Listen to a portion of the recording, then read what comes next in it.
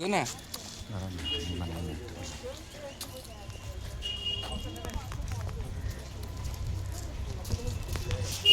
History বলবে guide history বলবে এটা ভিডিও করবে আগে মেনটা কি গো গাইডে তোমার হিস্ট্রি বলবে सब करता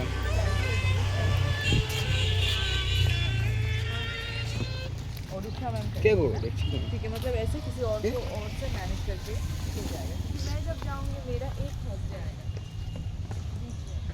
तो आप अपने आपका देख रही थी ना मेरा एक थर्सडे आएगा 17 को तो वो थर्सडे डेट आप कर देना मैं आपका आगे या पीछे जब आपको चाहिए होगा जब ठीक है चलो मैं आपको फोटोज भेजूँगी सुंदर है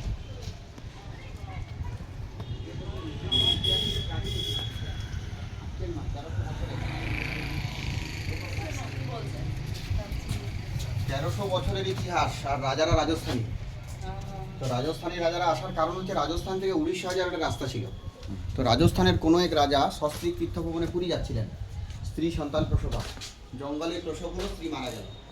সেই সদ্যজাত বাচ্চা রাজা নেয়নি, স্থানীয় লোকের হাতে ছেড়ে চলে যায়।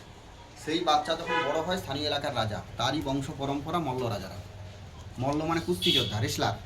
এরা প্রথমে ছিল শাক্ত শৈব, শাক্ত মানে শক্তির উপাসনা করতো, দেবী পুজো করতো। পরে শিবের উপাসনা, তারপরে এরা বৈষ্ণব, বৈষ্ণব মানে কৃষ্ণ ভক্ত।